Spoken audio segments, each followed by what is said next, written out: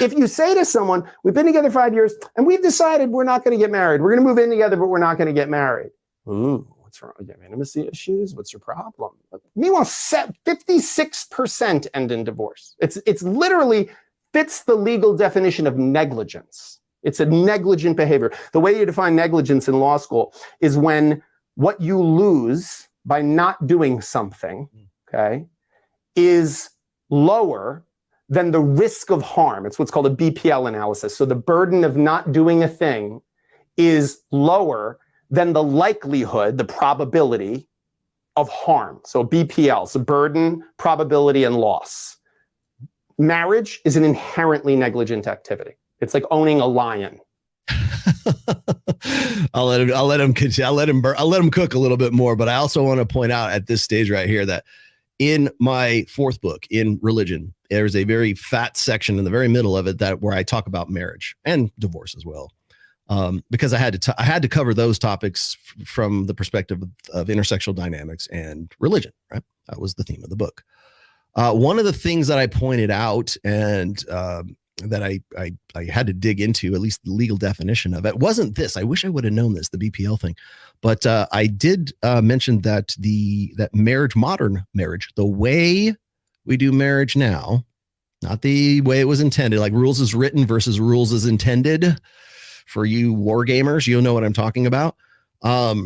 Rules as intended, but as written is different. But the idea is that that marriage, modern marriage, is an unconscionable contract. And I mentioned this. I tried to. It was escaping me at the time, but I also made comparisons to the coverture laws of I want to say it was like the mid 1800s or something like that. And you will hear women, even to this day, spout off this lie, the same lie that they have been for a long time, which is women weren't allowed to own property or money or businesses or anything. They were just like the indentured servants and blah, blah, blah. And the answer to that is you're full of shit. They actually were allowed. Women were allowed to own land. They were allowed to inherit companies. They were allowed to do things. They just simply were not allowed to do them while they were married. Why is that? Because when, at least the laws at the time at that stage, when they were married, the husband took all responsibility, financial and otherwise, for that woman. So not only was he responsible for, putting a roof over the head of his kids and to make sure that his wife was taken care of and not to abuse her and to have her well-being and have her, her best interests in mind all the time. That was his responsibility. And in order to affect that, any business, any money, any land that woman had prior to becoming marriage becomes the property of the husband. That's the coverture law.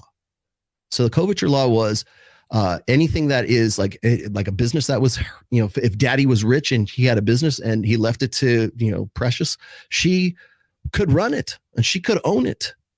But she couldn't only own it so long as she wasn't married. And they thought, well, this is horrible, patriarchal, tyrannical oppression. It's like, no, it's because if she made bad business decisions, if she took the company and it went belly up and it went bankrupt as a result of her actions of running it while she was married to the husband is the one who is responsible for that bankruptcy, not her.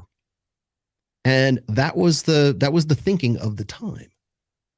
Also, if they had children and the children were criminals, the husband, the man, the father was responsible for those children. That's even to this day. When we see a child commit a criminal act, the first thing we say is, where's the father? Because we think it's the father's fault that he wasn't responsible for corralling that kid or teaching that kid not to be a criminal. If the woman was a criminal, if the mother, the wife is engaged in a criminal act, that was the husband who was responsible for the woman's actions. That was the law of the land. Those are the coverture laws. But the same holds true for women then as it does for men today, meaning that under the coverture laws, women had more power, more direct power to exercise over the direction of their lives if they weren't married than they did when they were married. So you could keep the business, you could keep the land, you could keep daddy's money, but you couldn't get married because the husband would take over.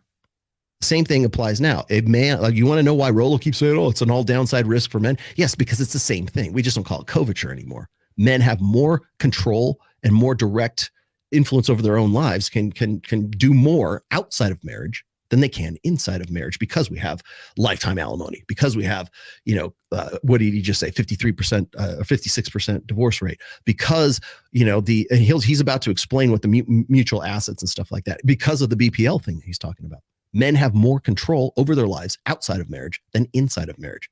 So anytime I'm going over and I'm addressing the still plummeting marriage rates in the United States, which is now 5.1 per 1,000 people, at least last I checked, it might be up, maybe down, somewhere around there, but it's still at the lowest rate it's ever been. And I asked this on the other show not too long ago. I said, what if marriage was like this great thing, if men are more healthy, they get more sex, what about if it was so great, you would think that guys would be just lining up to do it, but they're not. I mean, I'm glad my daughter's married, and I'm happy with who she married. Don't get me wrong. From a personal standpoint, I think marriage is great. But how we're doing it, when you listen to Mr. Sexton here, I have to look at this through the eyes and through the filter of Logan Paul and getting with the chick who's clearly, her ship's come in to the point where we can make a really humorous, comedy out of it on Fresh and Fit. So that's the difference between, like, when I talked about this, it wasn't about the BPL because I didn't know what that was at the time, but I do know what coverture laws are, and it's very similar to what he's talking about. And then it goes back to the unconscionable contract. What is an unconscionable contract? It is, I don't pull this out of my ass. This is actually a legal definition, which is, it is a contract that is so one-sided that no one in their right mind would agree to it. And when you put it in those terms, especially if you're like ego invested in your religion and family building and let's save the West, I'm great. I want you to do that. Can we just look at marriage and reform marriage first before we start talking about that? Can we acknowledge that patriarchy is actually a more balanced system than gynocentrism? Because it implies that men have a responsibility, but it gives them a commensurate authority over the family. Remember those vows from the black couple that were getting married, and she's like, she balked when he said obey, and he said, oh yeah, you're gonna have to, and you also for richer for poorer, right? You can't be no broke dude, can't be broke. We talked about that in counseling. Ha ha ha! Okay, cue laugh track. Think about that while you're listening to Dr. or Mr. Sexton here. I don't know if he's a doctor, attorney, Esquire. Listen to what he's saying about divorce, and then put that into the context of the red pill, right? What did we just talk about? What did we just see happen between Logan Paul, who's like obliviously walking into all this stuff, and then, or maybe not so, who knows, but is walking into it. And then you've got the black couple who are getting married, and it's like an episode of Steve Harvey. It's only funny up until the point where you're sitting at the divorce table and you're trying to negotiate terms. I am 100% on board with marriage. I think it's the greatest institution in the world. I just can't get behind it the way we do it now. And James Sexton here is a great example of why.